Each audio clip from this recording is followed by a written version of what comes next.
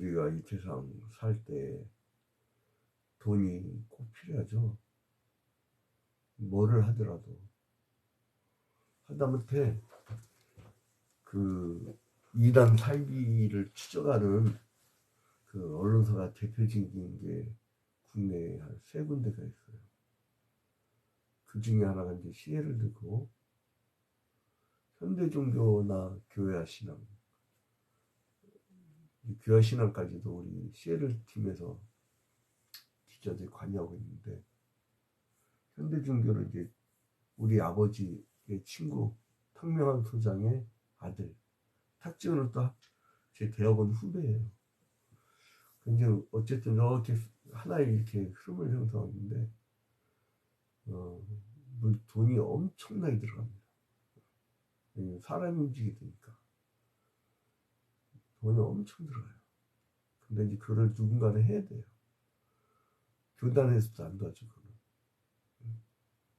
위험하니까 자기들도 막 나서질 않아. 근데 이제 그래서 하다못해 언론도 재원을 확보하는데 뭐가 필요하냐면 광고가 필요해요. 광고. 근데 이게 광고주한테 종속돼 버리면 광고주가 잘못했을 때 쓰지를 못해. 여러분 그거 아십니까? 재벌을 막 까는 한겨레 신문이 삼성그룹 광고 받는다는 거. 뭐 좌파가 어쩌고 막 그런 그 조선일보도요. 뭐 성명서 같은 광고 막 받아줘요. 재원. 그러면 이제 그 돈이란 거, 돈을 어떻게 봐야 되느냐. 이 세상은요, 부를 추구해, 그래서. 근데 우리 예수님은 희한하게도 부를 버렸어요. 에덴 동산에서 첫 번째 아담은 이 먹는 문제, 물질 때문에 졌어요. 먹음직도 하고 보암직도 한 먹는 문제. 그러나 예수님은 이 땅에 오셔서 그 돌을 떡덩이가 되게 하라 라는 말에 대해서, 사탄의 유혹에 대해서 말씀으로, 사람이 떡으로만 살 것이 아니요 하나님의 입에서 나온 말씀으로 살 것이니라 하면서 신명기 말씀을 들고 나오면서 이겼어요. 자, 그런데 이 그 시인은 시편 49편에서요 세상의 부를 추구하고 세상의 힘을 두려워하는 자들에게 오직 하나님만이 두려워할 자이다 라는 걸 가르쳐요. 그리고 세상의 재물은 이 땅에 살아있는 동안만 잠깐만 필요한 것이지 사람이 죽으면 곧 사라질 거다. 제가 이제 우리 아버지 소재에 있던 걸 쭉 갖고 오다 보니까 간간히 이제 여기저기서 그 옛날 거 70년대 80년대 쓰시던 물건들 하다못해 면도기부터 해서 여러 이만한 그 80년대 녹음기 테이프 이만한 걸 집어넣고 하는 녹음기 그거 지금도 있어요. 근데 근데 그때는 최신형이었단 말이에요. 소니더라고요. 최신형. 근데 그거 누가 써요 지금? 이제 mp3도 안 쓰잖아요 여러분. 옛날에 그 음악만 전문으로 들었던 조그마한 거, 그 mp3 이렇게 듣는 조그마한 거, 그거 요즘 그거 쓰지도 않아요. 스마트폰 한 대면 이게 노트북인데 뭐, 이게 노트북인데 이게 하나가. 그러니까 이게 이 재물은 다 지나가고 그렇게 귀하게 여겼던 거 다 필요 없게 돼요. 그거를 아는 게 바로 영적으로 깨어있는 자들이에요. 그러니까 하나님이 없는 재물은 무익한 겁니다. 그리고 이제 이 시인은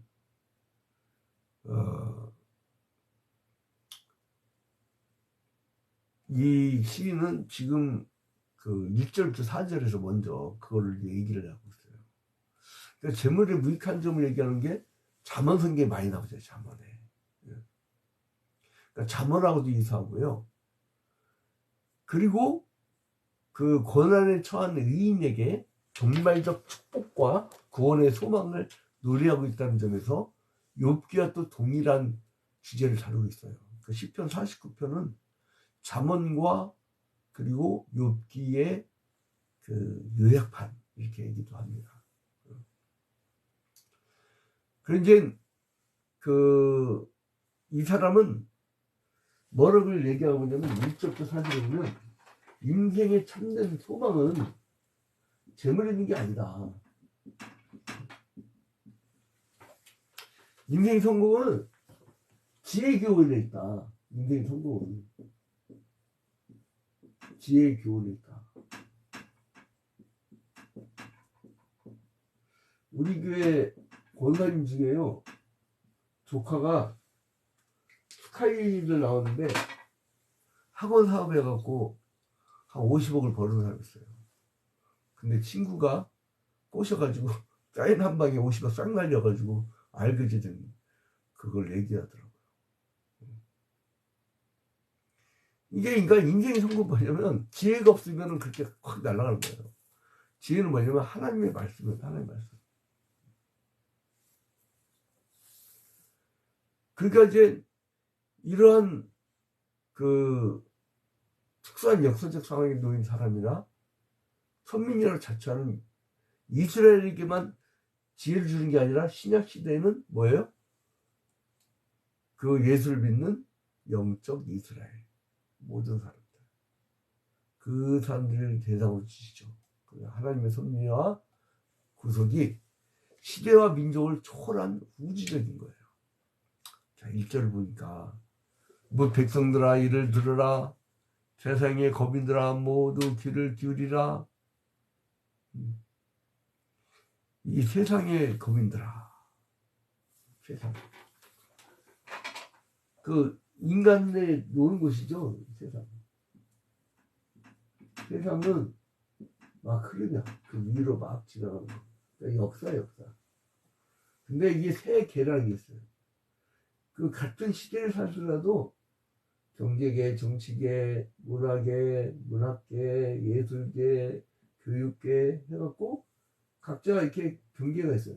세 개. 근데 이 세 개는요, 그 세 개 속으로 들어가야 알아. 여러분, 하다못해 그 과일, 요즘 과일 되게 비싸대. 근데 나는 매주마다 그냥 성도들이 과일을 얼마나 많이 갖다 주는지 종류별로 다 먹고 있는데, 미안해. 그래서 어떨 때는 그렇게 잘 먹어야 되나 해서 나눠주려고 하는데, 근데 뭐 과일값이 엄청 비싸다며요. 사과 하나가 10,000원짜리 어딨어. 이거 나중에 우리나라 남미, 아르헨티나 이런 데처럼 막 인플레이션 일어나가지고, 지금 10,000원짜리가 막 1,000원에 돌고 막 그런 거 아닌지 모르겠어요. 그렇게 되면 이제 막판인데. 근데 이제 이게 뭐냐면, 이 세계를, 이 개를 안 들어가면 몰라요. 과일도 루트가 있어, 루트. 물건 가져온 루트가 있다고. 그걸 모르면 몰라. 그러니까 여러분, 목사가요, 아무리 교회에서 가르치더라도요, 성도들이 각 개에서 흩어져서 자기 개에서 이렇게 살거든요. 그걸 세계라고 하는데, 그 세계에서 사는 그 성도들이 자기 그 개에서 하나님 나라 확장하지 못하면 하나님 나라 확장이 되질 않아요. 자기가 거기에 담임 목사거든. 일자산 야외 헬스장 저 매일 바로 뒤 10분이면 가니까 저녁 먹기 전에 거기에 운동을 하고 오는데, 거기에 이제 올라오는 사람도 있어요. 그분들을 그 언덕을 다 전대해버렸어. 그래서 이제 교회를 또 교회도 안 와. 이렇게 넘으면 되는데 진천동 사람들이 말하고 저쪽으로 다시 가버려. 그래서 이제 내가 몇 번 얘기했죠. 교회당 안 오시면 교회가 배달 나옵니다. 교회가 배달 나옵니다. 근데 이제 그랬더니 3시 반에 줄예배 하자고 해서 줄예배 시작했어요. 언덕에서. 그 예수님 된 기분이야. 예수의 제자들처럼 들판에서 그냥. 그런데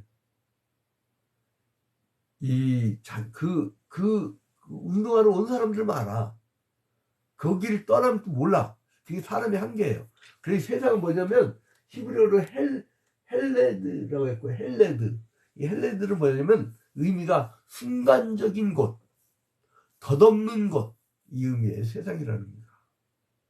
히브리어 원뜻이 헬레드, 순간적인 곳, 덧없는 곳. 그러니까 지나간다는 거예요. 물백성들아 이를 들으라, 세상의 거민들아 모두 귀를 기울이라. 그러니까 세상의 거민들아 할 때 순간적인 곳에 있는 거민들아, 덧없는 곳에 있는 거민들아, 이 얘기죠. 그리고 이제 귀천 빈부를 막론하고 다투를지어다 내 입은 지혜를 말하겠고 내 마음은 명철을 작은 소리로 읊조리로다. 내가 비유에 내 귀를 기울이고 수금으로 나의 오묘한 말을 들리로다. 왜 갑자기 비유가 나오죠? 그죠? 내가 비유에 내 귀를 기울이고. 이건 뭐냐면 이제 마샬이라고 했고, 마샬. 이 비유는 이 교훈적인 내용, 이렇게 포함된 수수께끼나 그 숨은 진리, 그 약간 뭐랄까 묵시적인 그런 거를 얘기해요. 그러니까 내가 비유에 내 귀를 기울이고, 그러니까 하나님의 비밀스러운 그거를 기울인다는 거예요. 우리가 매일 성경 한 장씩 성경 통독하잖아요. 그때 이제 이렇게 귀를 기울인 거예요. 수금으로 나의 오묘한 말을 들리로다. 그러니까 고대에서 가장 많이 사용된 현악기가 바로 수금이에요, 수금. 근데 이거 누가 만들었어요? 가인의 후손 중에 야발, 유발, 두발 가인 있잖아요. 그 유발이 처음 사용했어요, 유발. 그래서 음색이 밝아가지고요. 주로 축제나 희년 선포할 때, 잔치를 베풀 때 이제 연주했어요. 그 다음에 이제 5절부터 11절로 이렇게 넘어오면요. 하나님의 말씀은 어느 시대나 어느 계층의 사람들이나 다 들어야 된다라고 이렇게 선포를 합니다. 그 이유는 뭐냐? 창조주의 말씀이기 때문이다. 많은 재물을 가지고요. 교만해진 자들이 이 시인을 막 박해한 적이 있나 봐요. 그런 흔적이 느껴지죠. 근데 그는 이걸 두려워하지 않았어요.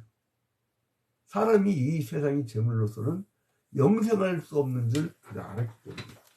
5절부터 11절에 보면 5절부터 11절에 보면 재물로는 행복할 수 없다.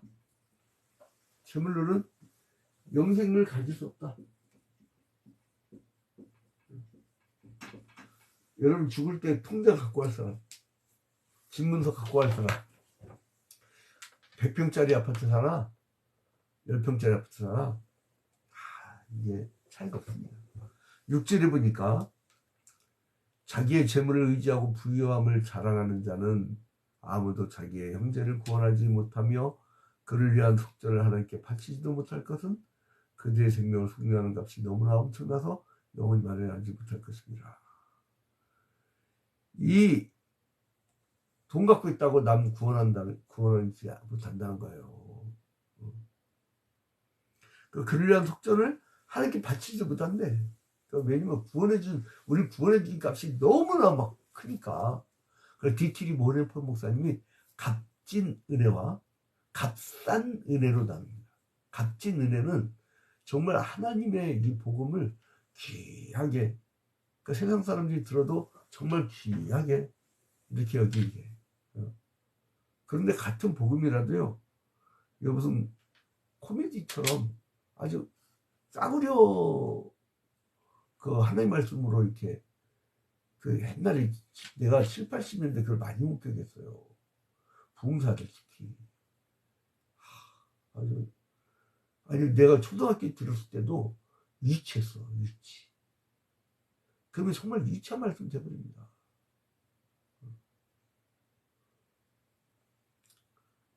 아예 막 재밌거나 재밌으면 정말 재밌더라고. 근데 아무튼 그를 위한 속죄를 하나님께 바치지도 못할 것은. 이 속죄는 뭐냐면 어떤 사람이 속한 노예나 포로 등을 자유롭게 하기 위해서 바치는 돈이 속전이에요. 이제 그 노예를 건져낼 때. 근데 이제 8절에 보니까 그들의 생명을 속량하는 값이 너무 엄청나서 영원히 마련하지 못할 것이다. 그러니까 그거 구하는 것이 얼마나 값인데 지가 그걸 구하겠냐 이거예요. 그러니까 하나님을 모르고 이 세상만 아는 자들이 결국은 다 망하게 되고요. 오직 소망을 하나님께만 두는 자가 영생을 얻고 승리하게 될 것이라고 말해요. 그래서 12절부터 15절까지는 하나님을 의지하는 자가 영생을 얻는다.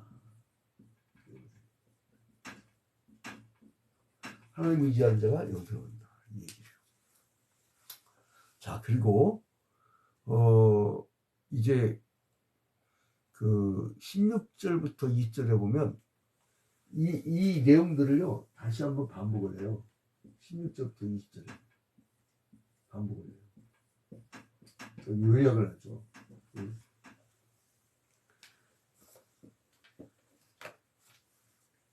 마치 귀납법적으로. 자, 이제 그 16절부터 20절에 어떻게 결론을 맺는지 봐봐요.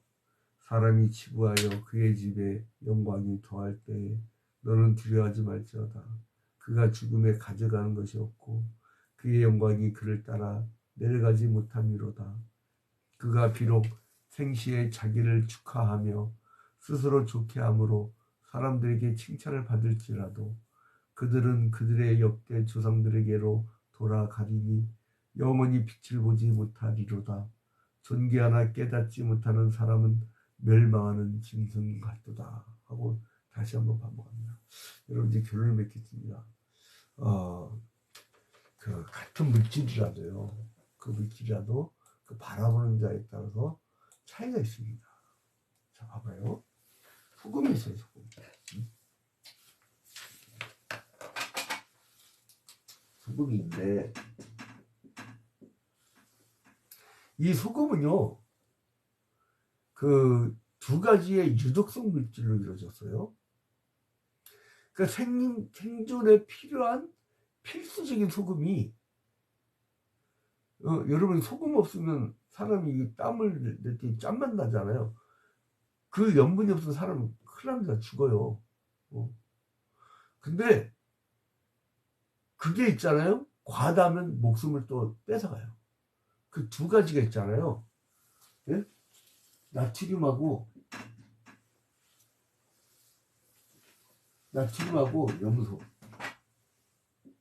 나트륨하고 염소. 이 구성, 종합 구성 요소는 괜찮은데 여기서 하나만 빼면은 아주 독한 물질이 됩니다. 우리 같은 돈이라도요. 이것이 히틀러 갖고 있으면 세계 전쟁이 일어나. 네? 그런데 카터 대통령이 갖고 있으면 세계 평화를 위해서 일을 해요. 이거예요. 같은 소금이라도. 그리고 물을 H2O라고 하잖아요. 이 얘기는 뭐예요?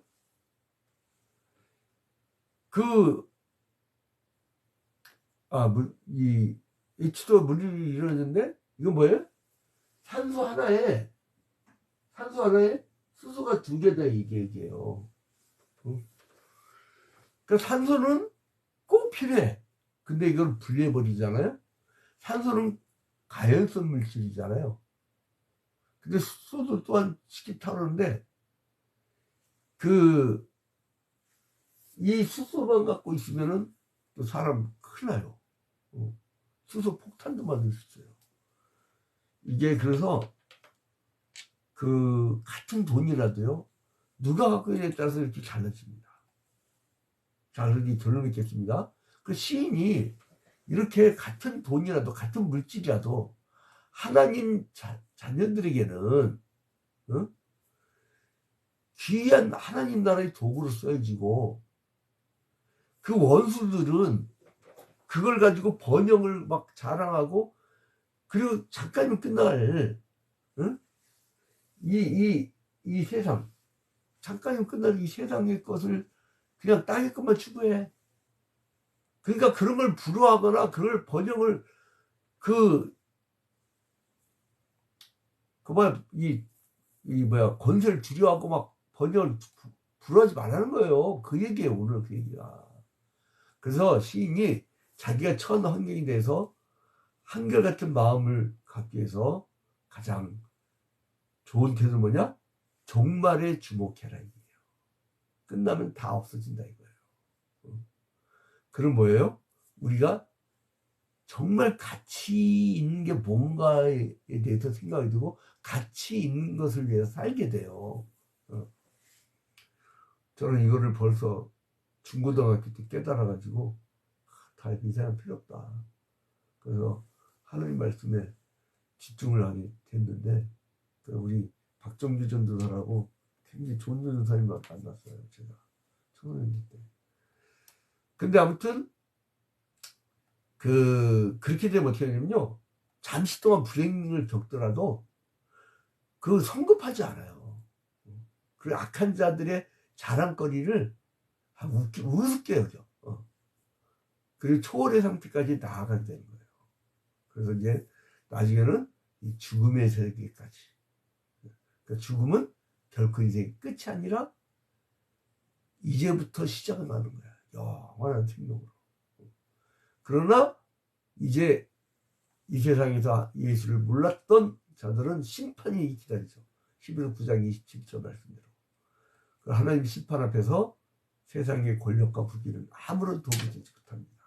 오히려 불의한 재물은 심판의 원인을 제공하는 것이에요.